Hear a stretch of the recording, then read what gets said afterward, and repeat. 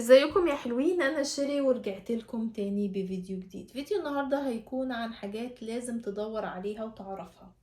طبعا الحاجات دي برضو كلها من وجهة نظري انا بس. اول حاجة، في اب اسمه بي ماي ايز. الاب ده بيساعد الاشخاص المكفوفين انهم يتواصلوا مع حد عشان مثلا يقروا لهم، يعني مثلا شخص جايب دواء وما يعرفش ميعاد الدواء ده الصبح ولا بالليل ولا امتى. واحدة مثلا جايبة منتج ومش عارفة المنتج ده بيستعمل لإيه او حاجة زي كده، وعايزة تسأل حد. فبتدخلوا على الاب ده، بتنزلوه. هحط لكم طبعا الرابط بتاعه وكل حاجة. تدخلوا عليه وتنزلوه، وهتساعدوا ناس كتير ونمي عندك المشاعر الإيجابية. من الحاجات اللي لما بتساعد حد محتاج المساعدة، بتحس ان انت حياتك ليها قيمة فعلا، ان انت في حاجة بتعملها. الحاجات دي كلها برضو بتعزز الثقة بالنفس. مفيش شخص عنده ثقة بالنفس على فكرة ما بيساعدش خالص. الاب ده مهم جدا. لو كان شخص من المكفوفين، او لو انت حابب ان انت تساعد حد في الموضوع ده، هيكون حاجة لطيفة قوي. تاني حاجة لازم تتعلمها، ازاي تبحث عن معلومة طبية، ازاي تتأكد ان المعلومة الطبية معلومة صحيحة. هسيب لكم تحت في الديسكريبشن بوكس فيديو عن الموضوع ده. لان انت احتمال تيجي مثلا اجي اقول لك ايه، على فكرة البقدونس بيعالج حصوات الكلية. حتى ادخل كده هتلاقي في دراسات معمولة بالانجلش والكلام ده على الموضوع ده، وهتلاقي الكلام اللي انا بقوله لك ده صح. تدخل تلاقي ايه ده فعلا في مقال مكتوب عن فوائد البقدونس، وان هو لوحده بيعالج الحصوات فتيجي تقول لي ايوه صح، كلامها صح، وهو المصدر. لا، هو مش ده المصدر. هو ده مصدر بس مش مصدر صح. مش معناه ان هو مصدر صح، مش معنى ان هو خلاص بالانجلش مثلا ان هو مصدر تمام، لا. طب هعرف الموضوع ده ازاي؟ الفيديو ده هيبقى بالتفصيل، لان دكتور هو اللي عامله، عن ازاي تبحث ان المعلومة صح ولا لا، والمصدر صح ولا لا. تالت حاجة، لما امر بأزمة او موقف صعب، اتعلم ازاي اطمن نفسي. في مهارة اسمها تهدئة الذات، عبارة عن ان انا بتعلم ازاي اهدي من مشاعري، او ازاي اهدى. دي بقى على حسب، هل انت مثلا لما بتهدى بتعمل ايه.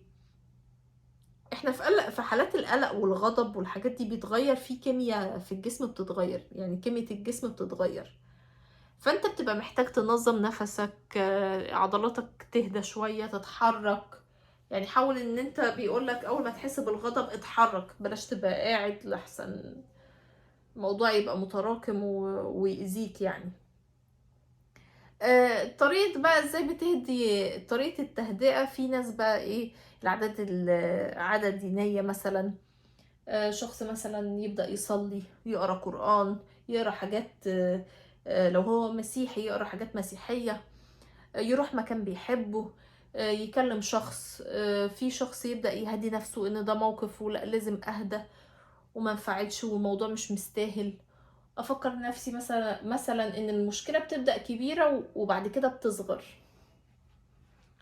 فيعني مش مستاهلة رد فعلي. اقعد اقول مثلا لنفسي لا، مش كل حاجة يبقى ليها رد فعل، وهكذا. في مهارة تانية لازم اتعلمها، اسمها ازاي اتعامل مع الرفض. المهارة دي مهمة قوي قوي قوي، لان انت لو ما بتعرفهاش، يعني لو مش عندك المهارة دي، هتبدأ بقى ايه، يعني هتنجرح من الناس بسهولة. اي حد هيقولك حاجة هتاخدها بإهانة. يعني مثلا حد قالك، قلت له تعالى نخرج، قالك لا مش هينفع النهاردة، تتضايق وتقفش وتخسره وتزعل ومش عارفة ايه، في العلاقات العاطفية وهكذا. الموضوع ده بيدمر ثقتك بنفسك، بيأذيك او بيخليك تأذي اللي حواليك، بتخاف تجرب كتير. اخر نقطة، والنقطة دي من النقط المهمة قوي قوي قوي قوي، ان انت تكنسل الكريدت كارد. طيب، مش كل الناس بتعرف تتعامل معاه. وفي ناس بتتداين منه، وفي ناس بتعيش حياتها مديونة منه. حد بقى يجي يقول ده انا بشتري الحاجات بشتريها ببلاش، ما بدفعش حاجة، كله بالكريدت كارد، مديونية للبنك، ايه المشكلة يعني ببقى مديون للبنك؟ ومش بس ان انت تكنسله، يعني هي في حالات مش هنكنسلها كلها، يعني على حسب انت بتقدر تدير الموضوع ده ازاي. بس لازم تراقب التعاملات المالية بتاعتك. القروض، لو انت عندك مشكلة ان انت لازم تعمل شوبينج لما تبقى متضايق، مفيش مشكلة ان انت تعمل شوبينج على فكرة لو انت متضايق، بس ده مش معناه ان انا ابسط نفسي واخلص الفلوس اللي معايا كلها، لا، ممكن اشتري حاجات بسيطة. لازم اتحكم في الموضوع ده، لان ده يعتبر على فكرة ادمان، وبيتعلق بان انا خلاص دي طريقتي في ان انا اعالج نفسي، ان انا اروح ادفع مبالغ في الشوبينج عشان اتبسط. وبتبسط بشكل مؤقت على فكرة، يعني افكر نفسي ان الانبساط مؤقت. خليني اقول ان الموضوع ده ليه علاقة شوية بشخصيتك. الشخص ضعيف الشخصية واللي بيحب يبهر الناس دايما بيبقى مديون.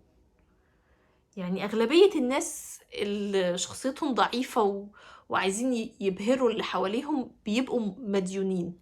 بس مش معنى ان هو مديون ان هو كده، احتمال يكون مديون لانه عنده سوء إدارة، دخل حاجة خاطر فيها، اتنصب عليه.